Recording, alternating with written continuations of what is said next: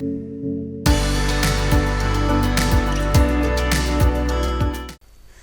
chấm được số bóng ôn tiếng ở khán giả đại cầm bông ở tây sơn nam trong channel YouTubeរបស់ខ្ញុំបាទអូខេអញ្ចឹងសម្រាប់វីដេអូនេះខ្ញុំនឹងធ្វើការលើកបង្ហាញជូនបងប្អូនអំពីការរៀបខ្នាត 4 គុណនឹង 6 បាទអញ្ចឹងវីដេអូមុនគឺខ្ញុំបានបង្ហាញរួចហើយទាក់ទងទៅនឹងខ្នាត 3 គុណនឹង 4 បាទអញ្ចឹងយើងបន្តមេរៀនថ្មីគឺ 4 គុណនឹង 6 ម្ដងបាទអូខេអញ្ចឹងតាមពិតទៅវាអត់មានអីប្លែកទេទៅរវាងខ្នាតរូបថត 3 គុណនឹង 4 ហើយនឹង 4 គុណនឹង 6 អ្វីដែលខុសគ្នាគឺត្រង់ការរៀបសន្លឹកសម្រាប់3គុណនឹង 4 យើងបាន10សន្លឹកណានៅលើខ្នាត10គុណនឹង 15ហើយសម្រាប់4គុណនឹង 6 យើងបាន8សន្លឹកបាទយើងបាន8សន្លឹកណាអូខេអញ្ចឹងបងប្អូនធ្វើការប្រើប្រាស់ Adobe Photoshop ឬក៏យើងបើកPhotoshop ទាំងអស់គ្នាមកយើងសិក្សាតែម្ដងបាទអូខេនេះគឺជាកម្មវិធី Photoshop របស់ខ្ញុំហើយយើងចូលទៅកាន់រូបភាពរបស់ខ្ញុំបាទអញ្ចឹងសូមថាបងប្អូនទាំងអស់គ្នាគឺបានមានខ្នាតត្រឹមត្រូវហើយណាបាទអញ្ចឹងក្រោយពីការឆ្លងកាត់ការច្នៃរូ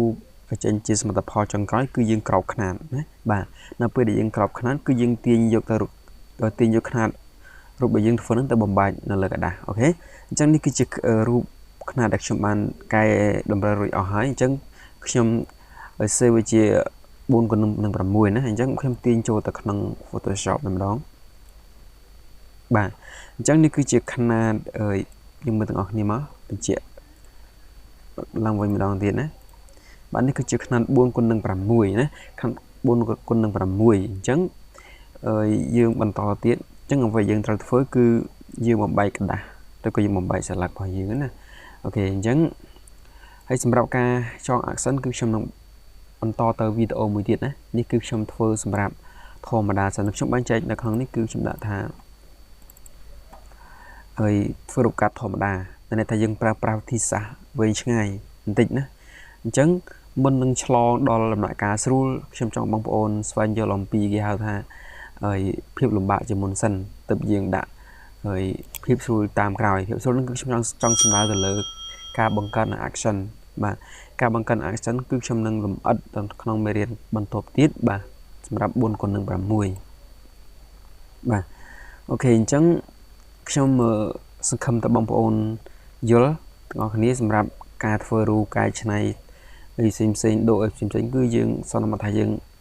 ធ្វើឲ្យអស់ហើយណាអញ្ចឹងដំណាក់កាលនេះគឺជាដំណាក់កាលដែលយើងចាប់ផ្ដើមធ្វើការកំណត់ខ្នាតយកតែម្ដងទៅលើទំហំខ្នាត 4 គុណនឹង 6 បាទអូខេអញ្ចឹងបងប្អូនចូលទៅកាន់ image នេះក៏បានហើយយើងយកពាក្យថា convert size ឬក៏យើងប្រើប្រាស់ shortcut key ហើយ Alt Control C ឬក៏ Control C Alt ហ្នឹងមកបាទនេះណាអញ្ចឹងយើងធ្វើការបំបែកខ្នាត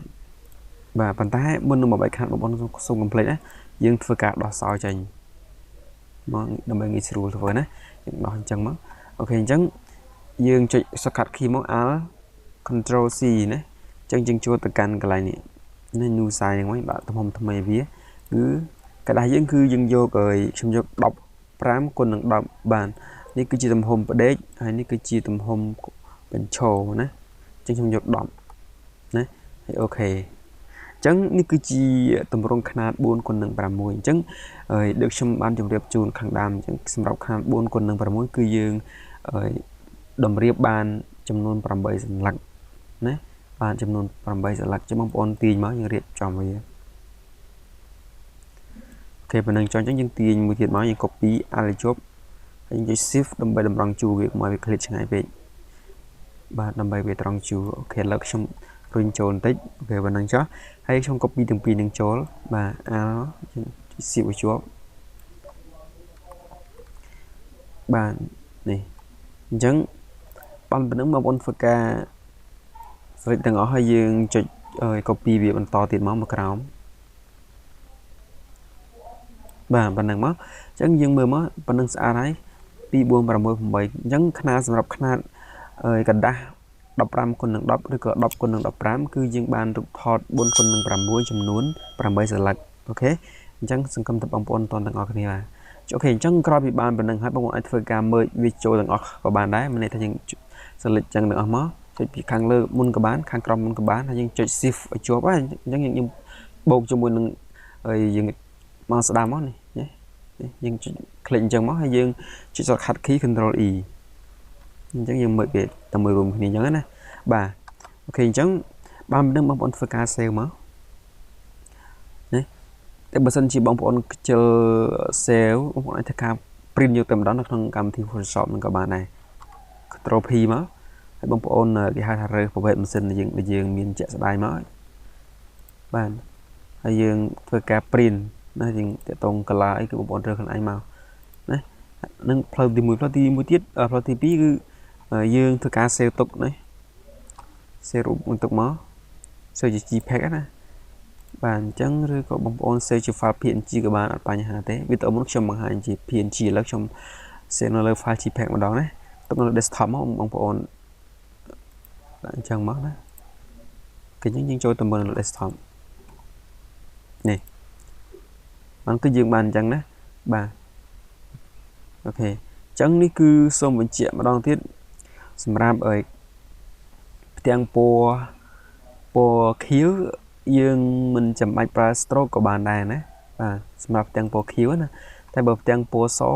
បងប្អូនធ្វើយ៉ាងម៉េចដល់ពេលដែលយើងធ្វើការហើយមុននឹងចងវាមុននឹងធ្វើការបញ្ចេញរូបភាពមកខាងក្រៅបងប្អូនត្រូវជួយមិនថាយើងដាក់ stroke វាដើម្បីអីដើម្បីធ្វើការ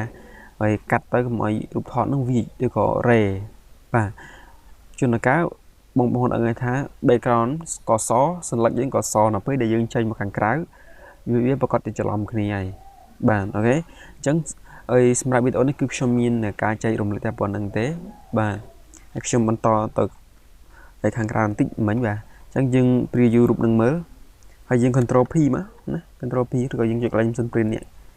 បងប្អូនរើសម៉ាស៊ីន print ដែលបងប្អូនមានជាក់ស្ដែងមកនេះកន្លែងនេះបងប្អូនរើសម៉ាស៊ីនដែលបងប្អូនកំពុងតែប្រើប្រាស់មកហើយយើងធ្វើការ print បាទហើយនេះគឺជាចំនួនសន្លឹកយើងចង់បានទំហំ 4x6 ចំនួនប្រមាណផ្ទាំងគឺខ្ញុំចង់សំដៅទៅលើសន្លឹក 10x5 ណាបាទអូខេអញ្ចឹងខ្ញុំមានតែប៉ុណ្្នឹងទេសម្រាប់ការចែករំលែកជូនបងប្អូនគ្នាបើសិនជាបងប្អូនមានបញ្ហាឆ្ងល់ឬក៏កន្លែងណាមួយដែលធ្វើទៅអត់ចេញអាចធ្វើការ comment នៅខាងក្រោមវីដេអូរបស់ខ្ញុំបានអញ្ចឹងវីដេអូបន្ទាប់ខ្ញុំនឹងធ្វើការបង្រៀនអំពីការចង accent សម្រាប់ຂະຫນាត 4x6 បាទអញ្ចឹងសូមបងប្អូនថ្មីសូមកុំភ្លេចចុច subscribe ម្នាក់មួយផងហើយនឹងសញ្ញារូបកណ្ដឹងបាទដើម្បីទទួលបាននូវវីដេអូថ្មីអំពីខ្ញុំបាទអញ្ចឹងខ្ញុំមានតែប៉ុណ្្នឹងទេបាទសូមអរគុណសូមគោរពលាបាទ